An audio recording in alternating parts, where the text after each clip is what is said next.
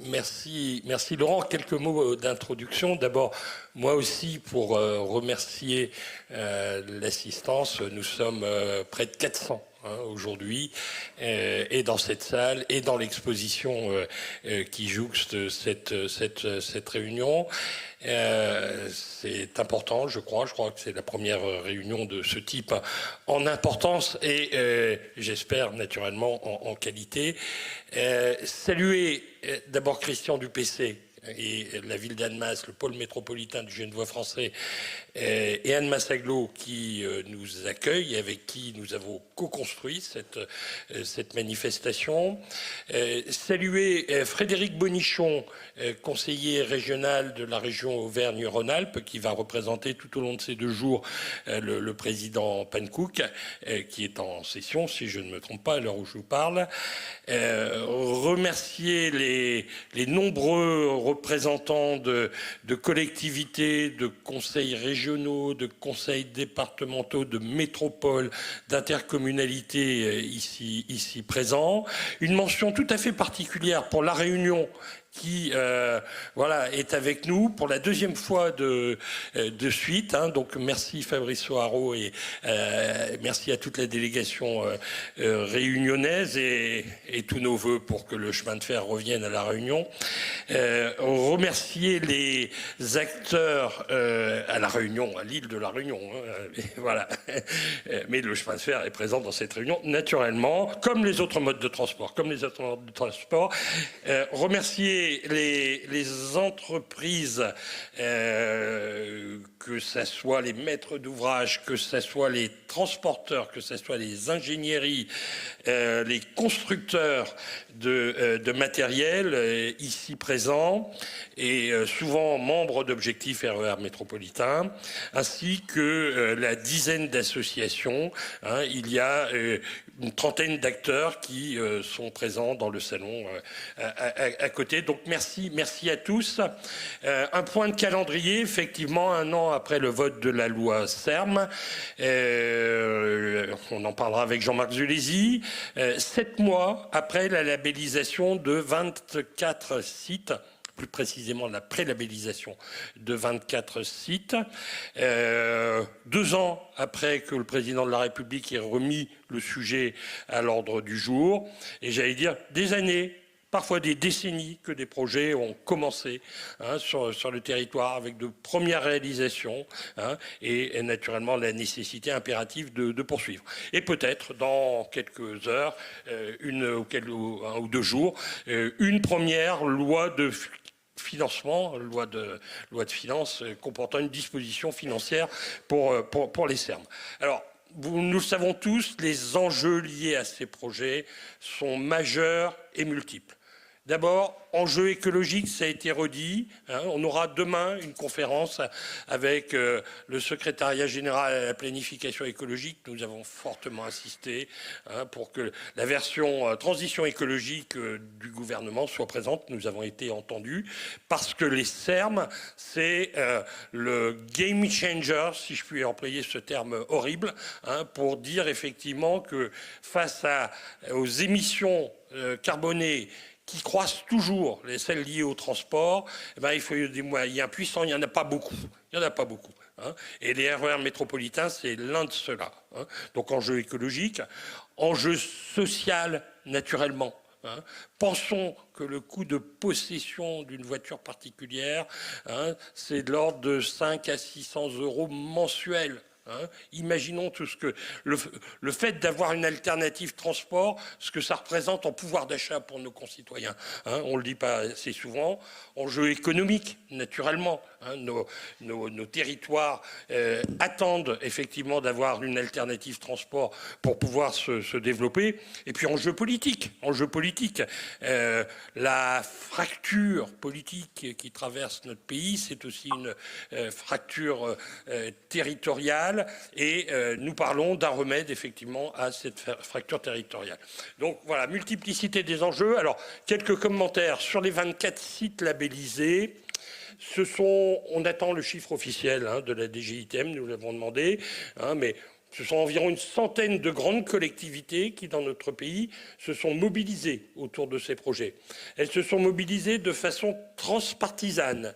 Elles se sont mobilisées de façon transversale, région, intercommunalité, département, et j'allais dire l'ambiance de guerre des collectivités qu'on a senti un peu là dans les débats budgétaires. Sur le terrain, c'est pas ça la réalité, c'est que les collectivités veulent s'unir autour de ces projets.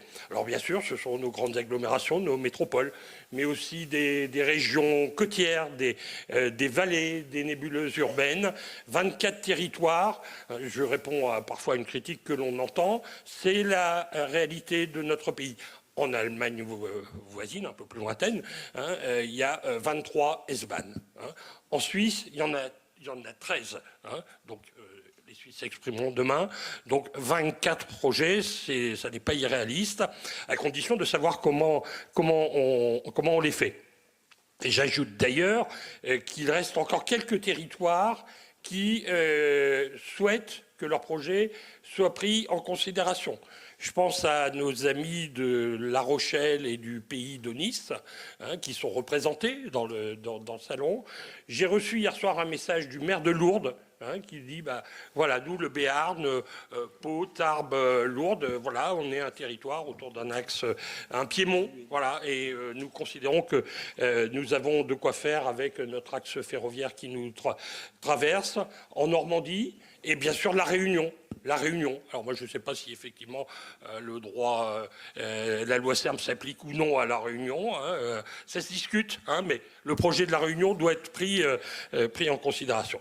Ça ce sont pour les projets. Il y a la question du financement.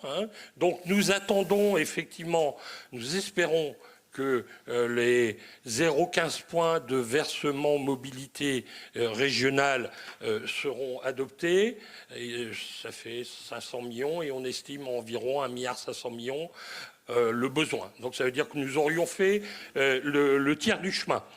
Bien sûr, ça doit être une contribution pour que les projets multi-collectivités voient le jour et non pas l'occasion de raviver je ne sais quelle guerre entre collectivités qui n'existe pas sur le terrain. Mais il est clair que sans argent, il est plus difficile d'avancer.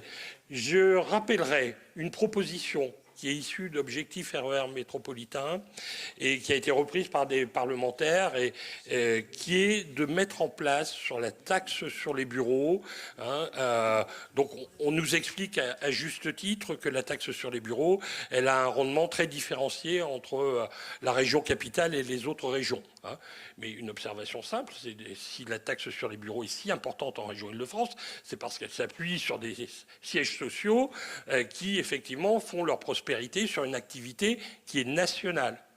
Donc nous posons la question d'une dose de péréquation à partir de la taxe sur les bureaux, de façon à ce qu'un investissement important en région ne se traduise pas forcément par un impôt supplémentaire qui est possible aujourd'hui d'instituer. On l'a fait pour des LGV, mais voilà, cette idée nous semble devoir être creusée. Alors maintenant, oui, il faut travailler les projets, les projets. Donc il y a la vision à 10 ans que la loi SERM demande. Vous y travaillez avec les ingénieries. Le débat, j'allais dire, se poursuit dans les travaux du salon. Il y a aussi les premiers pas. Je vais me permettre d'insister là-dessus. Il est très important, si nous pensons que cette perspective de RER métropolitain, de RER en région, de SERM est crédible, il est très important de marquer des premiers pas visibles par nos concitoyens. Et le premier pas, eh bien, on sent qu'il y a un besoin d'offres. Il y a un besoin d'offres. Certains parlent de choc d'offres. Eh bien, faisons tourner tout ce qui existe aujourd'hui. Parce qu'il y a des dessertes périurbaines en heure de pointe dans beaucoup d'agglomérations. Voilà, un premier pas en termes d'offres, peut être d'établir une continuité de service avec les moyens existants. De 7h du matin à 23h le soir, 7 jours sur 7. Voilà, donc ça c'est du travail à coût marginal. Et ça s'applique aussi bien au transport ferroviaire qu'au transport routier. Donc voilà, il y a un premier pas là qui peut être franchi sous 18 mois, 24 mois, c'est ce que Strasbourg a fait, quelque part. C'est ce que la région Sud a fait, entre cette desserte cadencée qui a été mise en place entre Cannes et Vintimille. Voilà, il y a un premier pas qui est à notre portée. Donc, ne disons pas comme certains, ah oui, il y a le chemin de fer lointain. Voilà. Et il y aurait je ne sais quel mode qui pourrait être mis en place immédiatement, le car ou d'autres. Non, la réalité, c'est pas ça.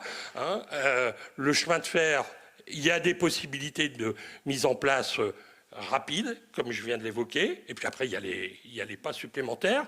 Et puis d'autre part, moi je ne connais aucun mode de transport public qui peut se mettre en place comme ça n'existe pas. J'ai créé un certain nombre de lignes de bus dans ma vie. Voilà, je pense que quand on y arrive en 2 ans, 3 ans, c'est bien. Voilà. Et puis quelquefois, on n'y arrive pas du tout. Parce que tout ça, c'est de la complexité quand même. Donc voilà, utilisons tous les moyens existants pour inscrire dans la vie de nos concitoyens la perspective SERM, la perspective RER dès maintenant. Et puis naturellement, j'en terminerai effectivement en invitant tous ceux qui ne sont pas encore membres d'Objectif RER métropolitain à le faire. Donc nous avons un collège collectivité, nous avons un collège entreprise, nous avons un collège citoyen. Donc nos portes sont grandes ouvertes.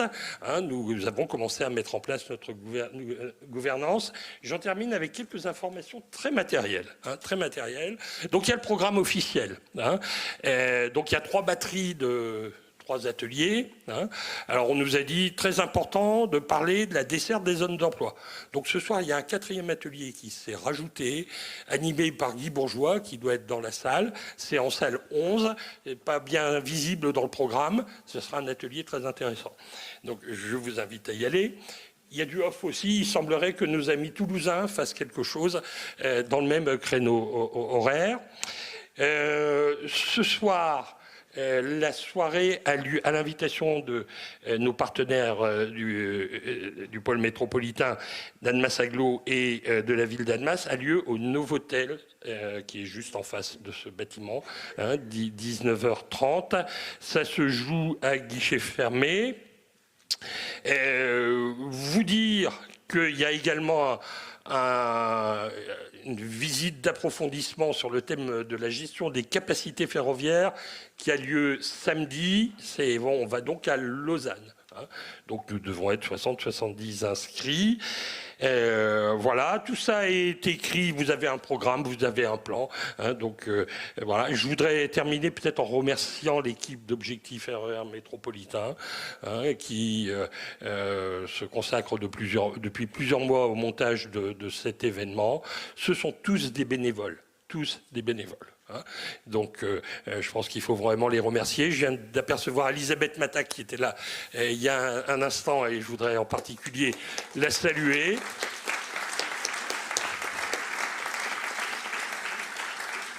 Voilà, et je vous souhaite d'excellentes journées des mobilités du quotidien.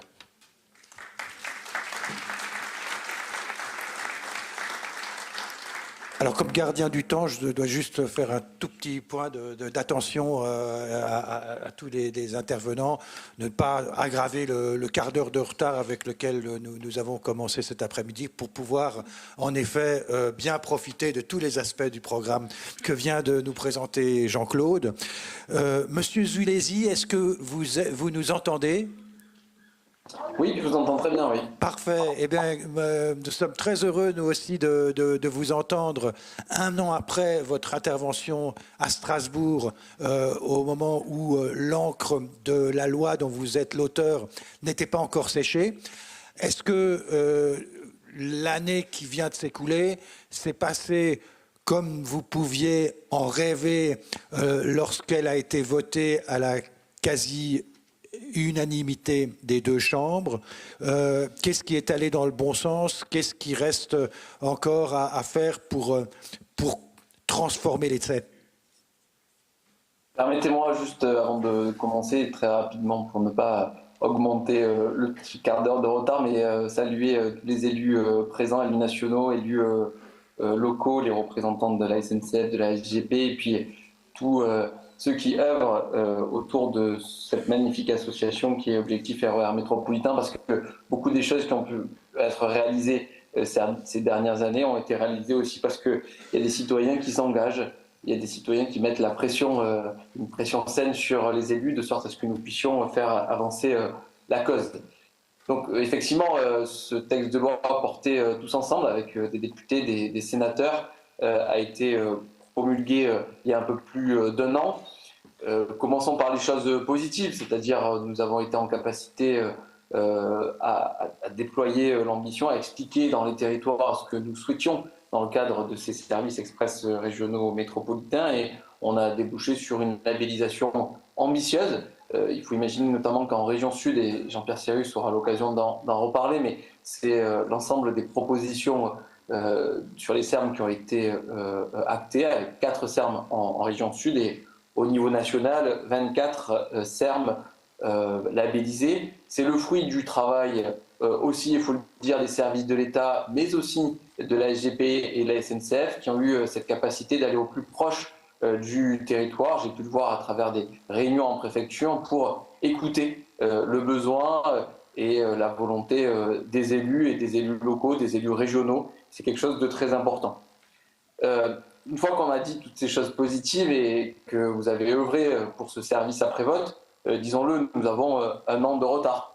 Un an de retard parce que derrière l'ambition souhaitée et les bonnes idées, il y avait cette volonté portée notamment par notre ministre, M. Tabarot, d'avoir cette conférence de financement. Et rappelez-vous, dans la loi, cette conférence de financement devait avoir lieu avant le 31 juin, avant le 30 juin 2024. Quoi qu'on puisse penser, l'instabilité politique, la dissolution, etc., j'aurais trouvé intéressant que cette conférence de financement ait lieu conformément à la volonté du législateur. Et je pense que ça aurait permis aussi de pouvoir apporter des gages et du sérieux, la crédibilité à la parole publique.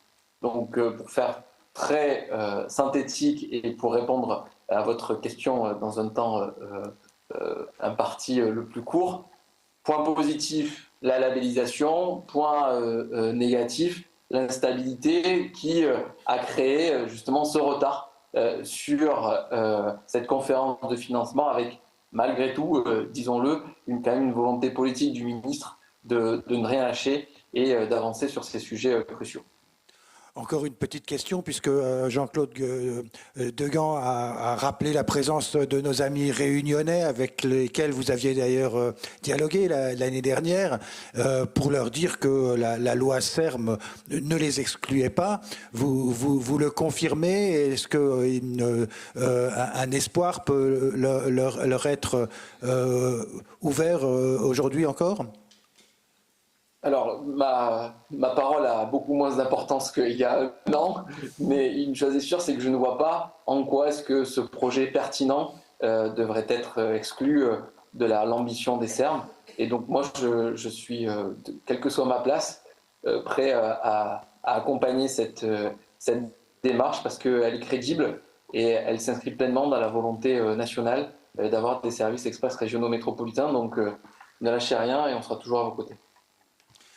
Merci beaucoup. Alors donc la parole maintenant est aux élus de la nation et je me tourne vers vous, Madame Arrigui, pour la Chambre basse et pour les informations que vous pouvez nous donner ou les analyses que vous pouvez porter sur les équations financières et les marges de manœuvre qui peuvent exister pour les SERM sur ce sujet.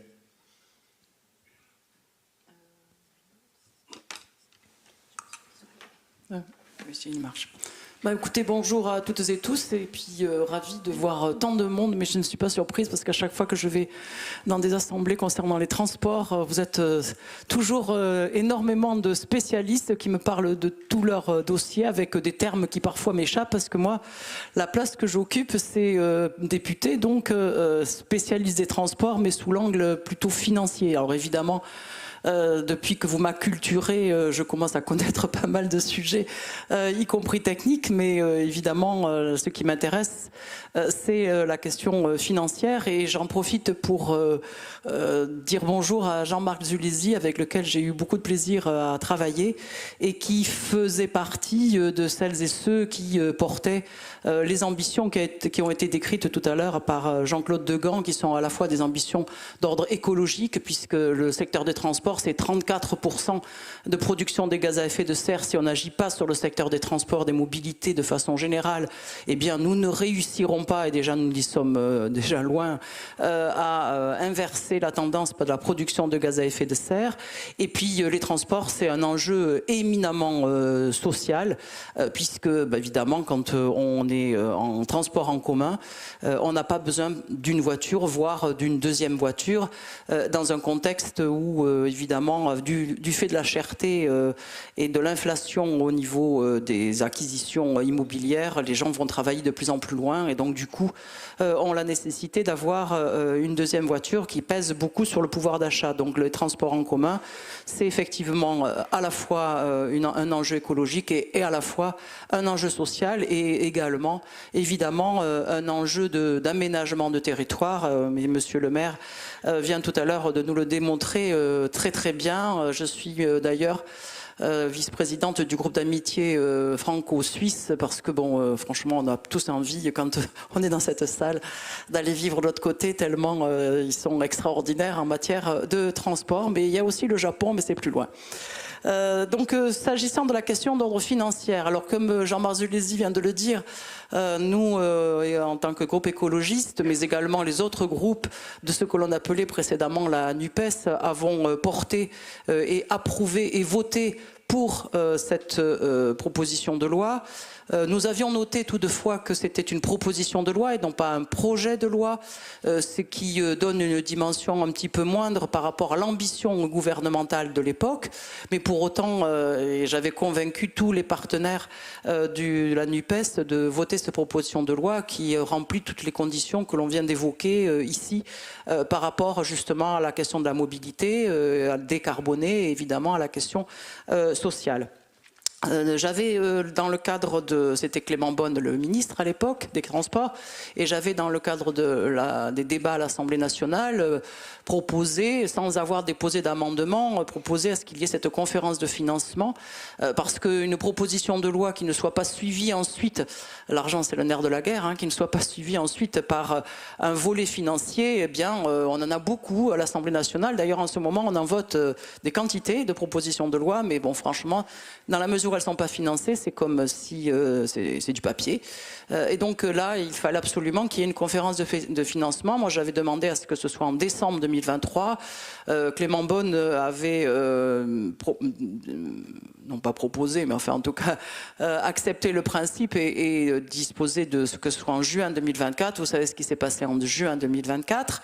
Et nous sommes bientôt en juin 2025 et on nous promet une conférence de financement. Et donc ça, c'est la faiblesse de ce dispositif, comme la faiblesse d'ailleurs de tous les financements des transports en commun, que ce soit du ferroviaire, régénération, que ce soit évidemment toute la question d'aménagement du territoire en lien évidemment avec la question des fonds vélo. Le fonds vélo, vous le savez, 2024, alors même qu'il y avait des projets également qui étaient labellisés et auxquels les collectivités avaient adhéré. Le fonds vélo de 2024 de 150 millions a été rayé de la carte. Le fonds vélo de 2025 est rayé de la carte puisque la loi de finances a été non pas votée mais adoptée par 49.3 et il y a eu 50 millions qui ont été sauvés des meubles, si l'on peut dire, au titre de 2025. Donc sur les SERM, des financements qui sont passés pour l'instant par les CPER qui ont été renégociés. Donc j'ai récupéré les CPR. Ça n'a pas été une mince affaire en fait, hein. Tout bête, je ne sais pas pourquoi, parce que a priori la DGITM dispose de ça assez aisément, mais ils ont été un petit peu longs à me les remettre, parce qu'en fait les régions ont été un petit peu longs à les discuter et à les adopter compte tenu des conditions que l'État a fixées par rapport notamment et en particulier par rapport aux SERM. Et donc je les ai tous récupérés.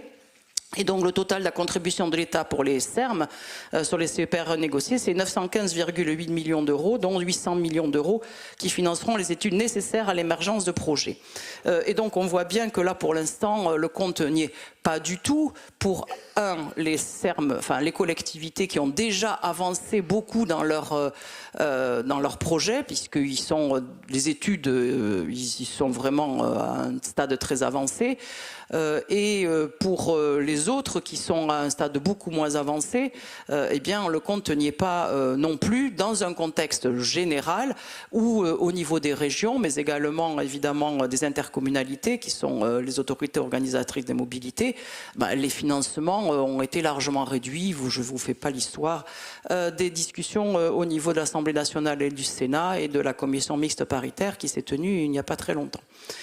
Donc ça c'est le côté financier. Alors il y a toujours l'espoir, hein, ou alors quand on est dans la majorité, l'espoir de pousser les dossiers, c'est ce qu'a fait Jean-Marc Zulesi avec succès sur ce texte, ou l'espoir quand on est dans l'opposition, ce qui est mon cas, de pousser les portes et les fenêtres et d'arriver lors de la conférence des financements qui a été promise par François Durovray et sur lequel, puisque moi j'avais eu une réponse à une question écrite sur ce sujet-là où on m'avait dit oui ça sera à l'hiver. Bon il se trouve que finalement l'hiver est repoussé, c'est sans doute la question des règlements climatiques, donc là ça sera à l'été finalement, qui a été repris par le nouveau ministre de Tabarot, voilà, pardon pour lui. Mais ce qui m'inquiète un peu dans cette conférence de financement, c'est qu'il a l'intention de faire une conférence de financement, mais pas que pour les SERM. Il a l'intention de faire, si j'ai bien compris, une conférence de financement pour toutes les mobilités. Alors, qu'est-ce qu'il y a dans toutes ces mobilités? Est-ce qu'il y a l'aéronautique? Parce que je suis par ailleurs présidente du groupe d'études aéronautique et espace, et je peux vous assurer que l'aéronautique, ils sont très pressants par rapport évidemment à la décarbonation. Ils ont des engagements extrêmement précis et ils souhaitent que la fiscalité qui s'applique à leur secteur revienne à leur secteur et n'aille pas vers le secteur ferroviaire. Et par ailleurs, il y a également sur l'ensemble des mobilités, les routes, avec un état des routes de notre réseau de routes nationales extrêmement dégradé. Et puis il y a aussi les autoroutes. Et là, vous le savez tous, puisque vous êtes spécialistes des transports, que les concessions autoroutières arrivent bientôt à leur terme et qu'il va falloir que l'État fasse quelque chose, quoi, et que ça risque de coûter. Et donc, moi, je suis un peu inquiète, pour tout vous dire, sur cette conférence de financement. Alors, j'ai pas encore rencontré le nouveau ministre. Il n'a pas demandé non plus à me rencontrer, contrairement à Monsieur Durovray.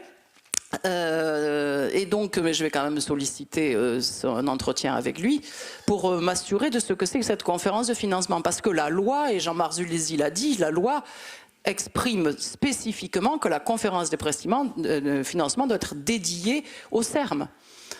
Et pas une conférence de financement qui serait un pré-budget 2026 pour préparer les arbitrages que le monde des transports n'a absolument pas eu cette année. Et quand je dis absolument pas eu, ne vous fiez pas aux informations que l'on vous donne sur les autorisations d'engagement ou les crédits de paiement, parce que les autorisations d'engagement ont augmenté, mais c'est en lien avec des crédits nouveaux qui sont liés à des lignes, des préparations de marché des TET, également à la question pour les crédits de paiement des hausses des péages.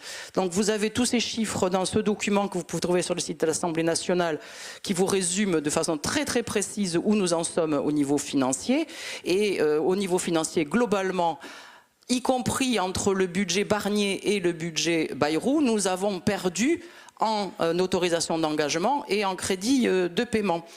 Donc voilà où nous en sommes au niveau financier. Alors il n'y a pas que les transports qui sont impactés, mais les transports par rapport à nos enjeux en termes à la fois environnementaux et sociaux me paraissent un champ sur lequel il faut absolument investir pour les années à venir. C'est vital, et je vois que vous êtes là tous très très très nombreux et très très nombreuses pour peser sur le gouvernement lors de la prochaine conférence de financement où vous serez 450, 500, 1000 pour expliquer à Monsieur Tabarot que les SERM c'est extrêmement important pour vos collectivités et pour les habitants et les habitantes qui y vivent. Si tant est que Monsieur Tabarot soit toujours là. Alors Déjà, j'ai oublié son nom, alors si maintenant en plus, je considère qu'en juin, il ne sera plus là. Alors, c'était pour détendre un peu l'atmosphère, mais la tonalité de ce que vous dites, c'est quand même plutôt l'inquiétude. Monsieur Jacquin, est-ce que vous nous entendez? Oui, je vous entends bien. Très bien. Alors, est-ce que vous partagez l'inquiétude de Madame Arrigui? Est-ce que vous, qui appartenez à une formation politique très écoutée en ce moment, puisque c'est grâce à elle que le budget a pu être adopté, vous avez pu avoir l'oreille davantage que Madame Arrigui de Monsieur le ministre Tabarot. Est-ce que vous nous apportez des raisons d'espérer? Et puis, la première fois que vous êtes intervenu à un colloque d'objectifs RER métropolitain, vous aviez déjà fait part de votre préoccupation pour les zones peu denses. C'est toujours cette cause-là que vous portez quand vous parlez des transports, puisque vous avez écrit un rapport sur ce sujet. Et pourrez-vous peut-être nous dire votre vision de l'utilité des SERM pour l'égalité des territoires entre les zones denses et peu denses? Très bien. Mais tout d'abord, je voudrais vous saluer toutes et tous. Je vous parle depuis le futur SERM transfrontalier luxembourgeois, qui est malheureusement moins bien loti en termes de coopération transfrontalière que le magnifique Léman Express qui vient de nous être décrit et qui est exemplaire du point de vue de la coopération transfrontalière avec la Suisse. Alors, je tiens aussi, avant de répondre à votre question, à saluer Christine Arrigui, qui partage comme moi le fait d'être opposante dans le Parlement. Et d'être opposant, ça n'est pas d'être inactif. Je pense qu'on a possibilité de faire un certain nombre de choses. Et je tiens à saluer l'ami Jean-Marc Zulesi, ça fait plaisir de le revoir. Et dire que cette brique législative des SERM qu'il a introduit l'an dernier était vraiment la brique la plus intéressante depuis la loi d'orientation des mobilités. Et elle était ingénieuse, elle nous faisait sortir d'un certain nombre de dogmes en travaillant à la fois sur le fer et sur la route. Et surtout, je crois, en ne traitant pas que du cœur des villes et des métropoles et en s'intéressant plus largement à la question. Mais au Sénat, on a introduit dans le texte cette idée d'une conférence de financement. Parce que quand on est législateur, la partie financière est disjointe en général des textes de loi. Et l'idée qu'on a eue, et je co-signais déjà un amendement avec Philippe Tabarot pour introduire la conférence des financements, c'était bien d'avoir un rendez-vous. Mais Christine a raison de parler des retards de cette conférence de financement et du fait que maintenant, Philippe Tabarot nous annonce une conférence de financement globale. Moi, j'ai prévu de lui réécrire instamment pour redire que dans le texte de loi, c'était bien une conférence de financement spécifique au CERM qui était prévue dans un délai déjà passé. Alors voilà, le groupe socialiste que je représentais avait voté avec plaisir cette loi sur les CERM, alors que notre groupe n'a pas voté le nouveau pacte ferroviaire avec l'ouverture à la concurrence. Je tiens à le préciser. Alors j'ai peut-être, en réponse à votre question, plutôt une bonne nouvelle, mais vous la connaissez, c'est cet amendement qui prévoit un taux de versement mobilité pour les régions à 0,15%, puisque j'en suis le co-signataire, et l'autre co-signataire était Philippe Tabarot, alors sénateur.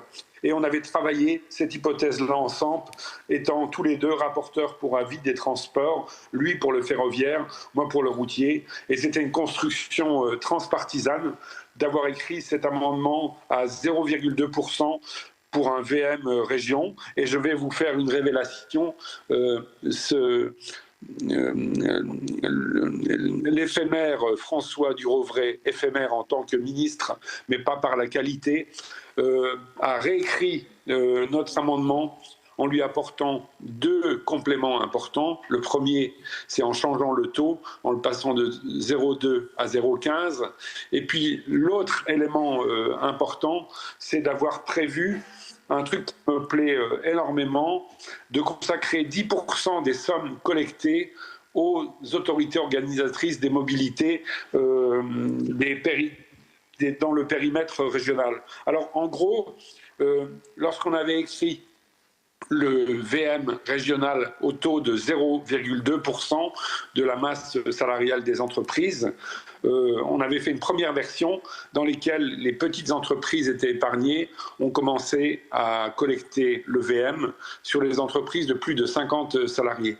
Et, bon, l'écriture finale, c'est bien 0,15 pour toutes les entreprises, enfin dès le seuil de 11 salariés, qui est le seuil à partir duquel les entreprises versent le versement mobilité. Et à cette époque, on avait estimé le montant collecté à environ 550 millions d'euros à l'échelle de la France. Alors, actuellement, c'est 0,15. Si on fait une règle de 3, ça passerait donc à environ 400 millions d'euros sur la France. Divisé par 13 régions, ça nous ramène à une trentaine de millions d'euros en moyenne par région. C'est un calcul extrêmement simplifié qui donne une idée des masses financières concernées et surtout du chemin qu'il reste à effectuer pour améliorer ces financements. Je voudrais préciser quelque chose sur cette particularité de cet amendement qui prévoit de consacrer 10% des sommes collectées sur ce VM régional aux autorités organisatrices des mobilités. Je pense qu'il va falloir intervenir auprès de la DGITM parce que l'article 31 du ODESIS de la CMP prévoit que 10% des sommes repartent aux autorités organisatrices qui laissent le versement mobilité.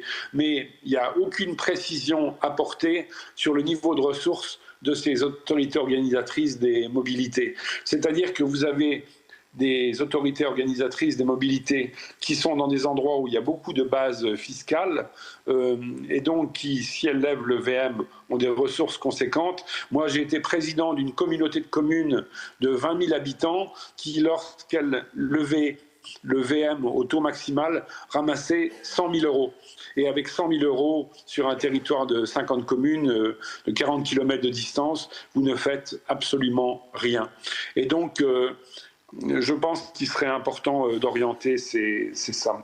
Enfin, j'ai peut-être été dépasser un peu le simple champ de la question en amenant une bonne nouvelle et puis des questionnements là-dessus, mais voilà ce que je peux dire dans un premier temps. Est-ce que ces 10% sont de nature à apaiser les relations entre les régions et les intercommunalités? Parce qu'on a senti que les intercommunalités étaient assez réticentes à ce versement mobilité, s'agissant, disent-elles, d'une ressource déjà sous tension et avec le risque donc de créer une rivalité entre la strate intercommunale et la strate régionale, tout ça pour des sommes qui sont finalement des gouttes d'eau par rapport aux enjeux des projets.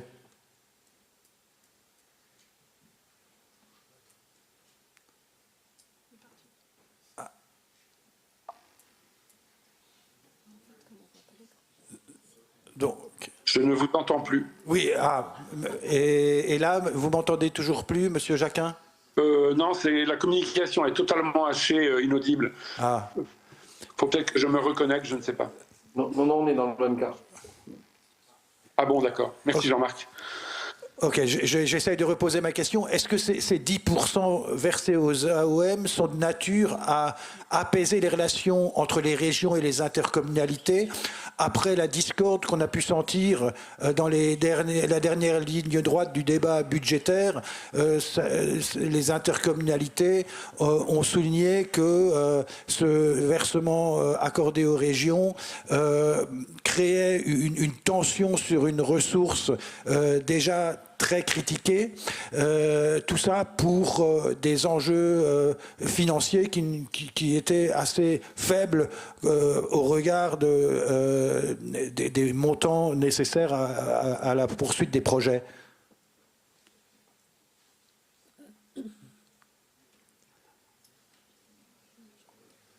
Non. Non, écoutez, monsieur Nous Jacquin... n'entendons plus rien. Hein. Ah oui, ok. Ben écoutez, on vous remercie déjà pour tous les éclairages que vous nous avez donnés. Peut-être en fin de table ronde, je pourrais reposer ma question. Et je me tourne maintenant vers les opérateurs, à commencer par la Société des Grands Projets, Anne-Cécile Imbaud de Trogoff, directrice exécutive du développement des transports territoriaux de la Société des Grands Projets. Pendant toute cette année, vous n'êtes absolument pas resté inactif à la SGP. Vous êtes même, je pense, présent dans la plupart des 24 territoires dont nous parlons. Est-ce que vous pouvez nous dire où vous en êtes dans cette phase intermédiaire entre les 24 labels et leur confirmation ? Bonjour à toutes et tous et merci de l'invitation.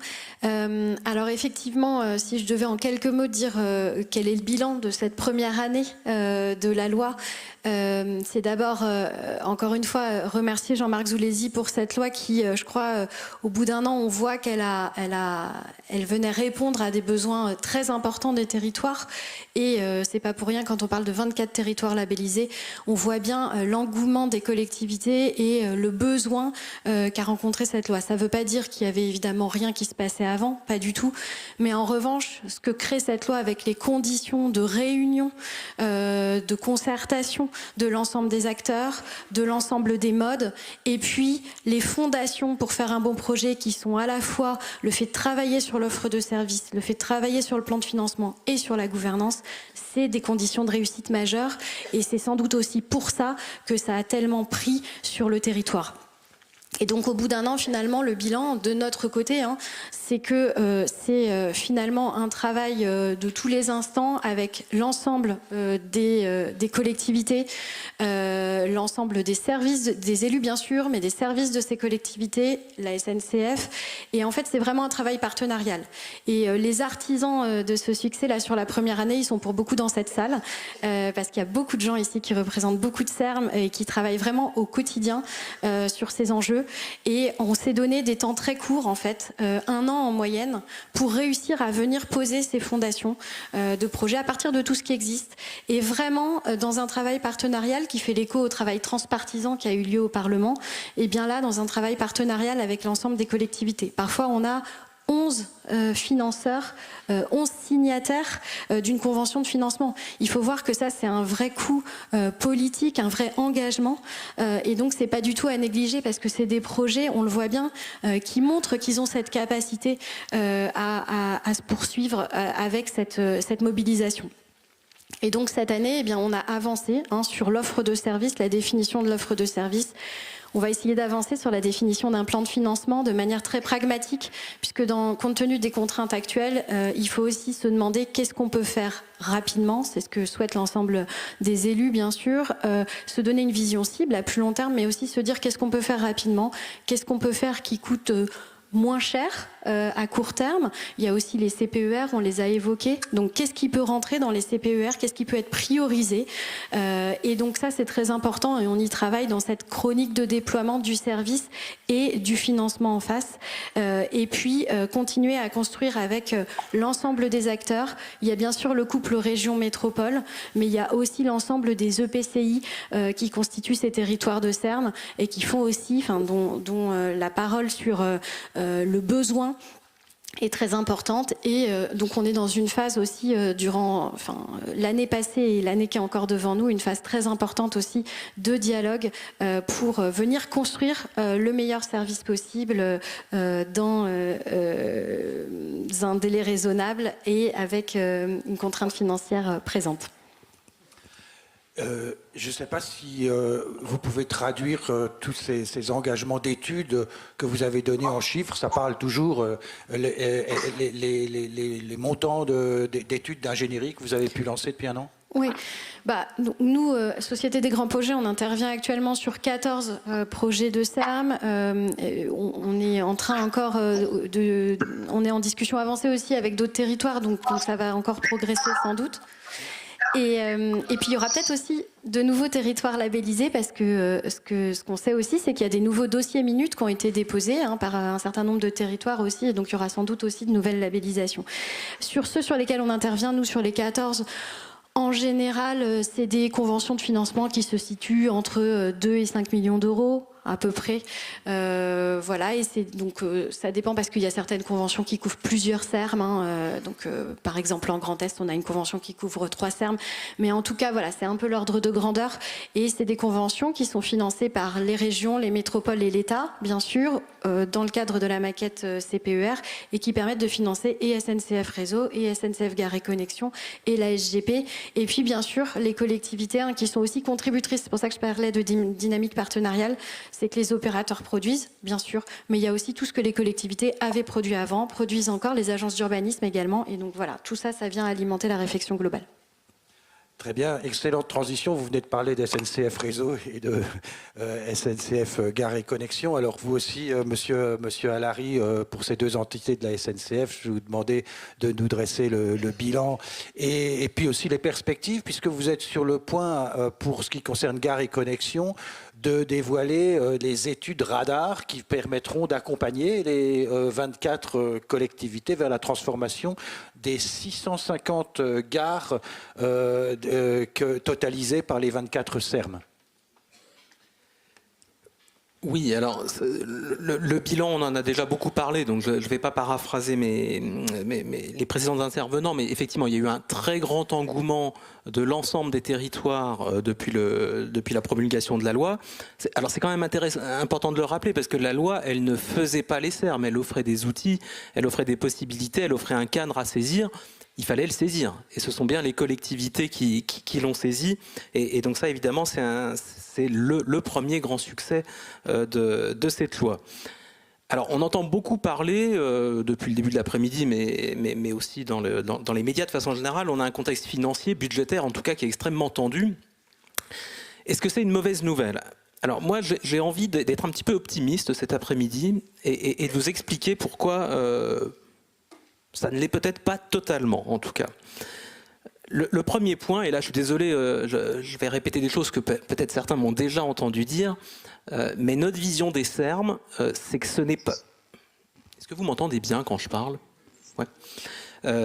Ce n'est pas un projet d'infrastructure, un serme, c'est un service. Donc ce n'est pas ce qu'on a appelé des fois des grands projets, dans 10 ans, on coupe un ruban un matin, on est tous contents, et le lendemain, hop, il y a des nouveaux services. C'est pas ça du tout, un serme. Un serme, en fait, d'ailleurs, si on devait le symboliser, ce n'est pas une carte avec un tracé, c'est une trajectoire en marche d'escalier. C'est un escalier qui se monte. Chaque marche d'escalier, c'est un service en plus. Le service, ça peut être un jour plus de train, un autre jour plus de tram, un autre jour plus de car, ça peut être une billettique commune sur tout ou partie de ces services, une tarification commune sur tout ou partie d'un périmètre, etc., etc. Une gare qu'on réouvrirait. Je m'en voudrais de ne pas citer quand même des projets de gare, mais bref, c'est l'articulation de tous ces différents services dans le bon ordre, évidemment, selon les territoires, et on les améliore, on les augmente au fur et à mesure. Cette vision, elle est pour nous extrêmement importante parce que elle permet vraiment d'avoir des succès immédiats. Elle permet aussi de se tourner entièrement vers le client. Le client, lui, il n'attend pas forcément dans 10 ans quelque chose d'extraordinaire. Il préfère avoir plein d'améliorations successives qui vont dès maintenant faciliter sa vie et en particulier sa mobilité. Alors, ce n'est pas forcément évident de parler dans le discours commun d'une trajectoire de ce type-là. On est tous dopés aux grands projets et au coupage de ruban. C'est physique, c'est de l'infrastructure, c'est très simple à expliquer. Donc ça, il n'y a pas de souci. C'est aussi poussé par des fois des acteurs qui voudraient tout de suite. Les sermes, ça ne peut pas être tout de suite. Donc autant être pragmatique et partir sur des marges d'escalier qu'on saura immédiatement monter. Ça demande beaucoup de partage, de pédagogie, y compris dans les médias. On va souvent nous dire dans les médias « Ah, mais vous aviez dit que la cible, c'était faire 2 fois plus de trains. Vous voyez bien que vous n'y arrivez pas. » Oui, mais il y a une billettique commune en plus, il y a une gare de réouverte, il y a des cars express qui sont mis en place, il y a des trains aux heures creuses. il peut y avoir plein d'autres marges de franchie avant d'avoir 2 fois plus de trains.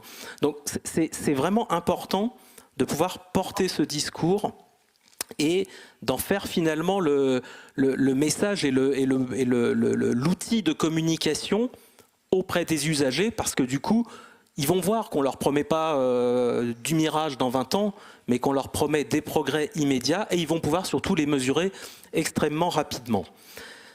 Alors pourquoi j'insiste tant? Parce que on pourrait dire, avec le contexte budgétaire, cette vision, elle change finalement pas grand-chose. En fait, si je regarde que le ferroviaire, tout à l'heure, Madame la députée Arrigui a souligné les chiffres des CPER. Presque 1 milliard était évoqué pour la part État. Si on le regarde au niveau national avec les parts des collectivités, on est dans un ordre de grandeur de 2 milliards d'euros sur la période 2023-2027, des contrats de plan État-région, pour une partie qui est essentiellement ferroviaire. Ce qui est ciblé SERM, c'est essentiellement des objets ferroviaires. Quand on regarde, nous, ce qu'on connaît des objets ferroviaires qui pourraient être travaillés dans ce temps-là, d'ici 2028. Alors évidemment, comme on est en train de dessiner les schémas d'ensemble, on ne sait pas tout, donc je parle en très grands ordres de grandeur. Eh bien, on tombe sur 2 milliards d'euros aussi. Donc, je ne vous dis pas qu'on a l'argent pour tout faire, parce que des fois, il y en a un peu trop, des fois, il y en a un peu pas assez. Voilà. C'est vraiment de la moyenne nationale et des très grands ordres de grandeur. Mais enfin, on n'a pas 2 milliards d'euros pour un besoin de 10 milliards. C'est ça que je veux dire. On a des financements dans les CPER qui correspondent très globalement à l'ordre de grandeur nécessaire pour la première étape. Ensuite, ça va augmenter et donc les ordres de grandeur des CPER ne seront plus les bons. Mais pour cette première période, et sous réserve que les CPER soient exécutés, naturellement, il y a toujours des petites réserves, mais en tout cas, l'ordre de grandeur, c'est le bon. Donc, tout ça pour dire que les premières marches, pour les objets ferroviaires et pour les objets en particulier infrastructurels, elles sont tout à fait franchissables. Donc ça, c'est quand même important de dire, on ne va pas caler en race campagne, il y a matière à avancer et à avancer vite. Le deuxième point, il a été souligné en particulier par monsieur le sénateur Jacquin, la création du versement mobilité régionale. Alors je sais bien que ce n'est pas automatique, c'est un effort fiscal, il faut que le monde économique puisse entre guillemets l'encaisser, le montant n'est jamais assez suffisant, il ne concernera pas que les SERM, voilà, je connais toutes les limites de l'objet. Néanmoins, il va offrir pour les régions qui le souhaitent, en tout cas, de possibles ressources pour augmenter dès maintenant le service. Et donc, par exemple, sur le ferroviaire, puisque c'est celui que je connais, renforcer, par exemple, le service aux heures creuses, les week-ends, pour lesquels il n'y a absolument pas besoin d'infrastructure. Nous, on a de la place, on peut vendre des sillons en heures creuses ou les week-ends, il n'y a pas de souci. Donc, ces moyens, ils peuvent être immédiatement mobilisables et, à nouveau, permettre de franchir les premières marches dont je parlais tout à l'heure. Troisième point, et ma voisine m'en voudrait de ne pas citer la priorité que SNCF Réseau assigne à la robustesse de l'exploitation dans les SERM. Pour qu'un SERM ait une exploitation robuste, et là je parle vraiment du ferroviaire, il y a un petit codicile à tout l'optimisme que j'essaye d'exprimer, c'est qu'il va falloir que notre réseau structurant, qui va être le cœur des SERM, soit régénéré. Vous le savez, aujourd'hui, on investit un peu plus de 3 milliards d'euros chaque année, ce qui est déjà colossal, pour renouveler le réseau existant. Le besoin total pour qu'en fait on puisse maintenir et si possible rajeunir ce réseau, c'est 4 milliards et demi. Donc il nous manque quand même là pour le coup une enveloppe assez importante. Et on a besoin là pour le coup de vos paroles auprès de tous les décideurs publics nationaux pour que on puisse augmenter de 3 à 4 milliards et demi. Là, on a besoin de trouver des sources de financement. De ce point de vue, la conférence de financement qu'évoquait Madame Arrigui tout à l'heure, elle ne va effectivement pas concerner que les SERM. Donc à nouveau, j'y mets une petite dose d'optimisme. Peut-être que pour nous, c'est une façon aussi de pouvoir faire valoir d'autres combats comme la régénération du réseau structurant qui finalement pourrait être utile pour les SERM. Donc voilà, vous voyez, j'essaye de mettre beaucoup d'optimisme dans tous les points qui ont été évoqués cet après-midi. Mais bon voilà, c'est un optimisme qui moi me semble raisonnable aussi parce que les SERM ont connu un élan. Et c'est à mon avis à nous maintenant de le conserver et de faire avancer les projets qui n'attendent à mon avis que ça. Merci infiniment pour cette note d'optimisme qui appelle, je pense, une réponse de Madame Arrigui, puisque vous l'avez d'ailleurs même un peu sollicité. Je crois entendre quand j'auditionne la DGITM. Enfin bon. Alors évidemment sur la question des études qui sont nécessaires par rapport à la question des Serm, que l'on puisse dire que les financements sont suffisants pour autant que les collectivités participent. Et on connaît aujourd'hui l'état des collectivités locales et on connaît aujourd'hui la situation qui est portée sur la responsabilité, je mets ça entre guillemets, des collectivités locales à la constitution de la dette. On a quand même eu ce débat à l'Assemblée nationale et au Sénat. Donc pour autant que les collectivités locales puissent investir, et donc aujourd'hui les plus riches tout de même, et ça pose vraiment le sujet qu'a évoqué M. Jacquin, des collectivités qui manquent de moyens, elles en manquaient et elles en manquent encore davantage. Donc je nuance votre optimisme par rapport à cela. La suite, dans une trajectoire telle qu'elle est depuis en tout cas 3 ans ou 4 ans, sur la question des financements du transport et particulièrement la question de la régénération et modernisation de la SNCF, moi m'interroge énormément. Franchement, les collectivités locales seules ne pourront pas faire, et s'il n'y a pas un élan et une ambition extrêmement forte de la part de l'État dans à la fois les Serm, mais les Serm, vous l'avez fort bien dit, c'est pris dans un ensemble, à la fois bus, à la fois métro, à la fois tramway, à la fois vélo, à la fois également route, et évidemment aménagement des gares et donc régénération. S'il n'y a pas un élan fort de la part de l'État, les Serm, comme le reste, resteront en panne.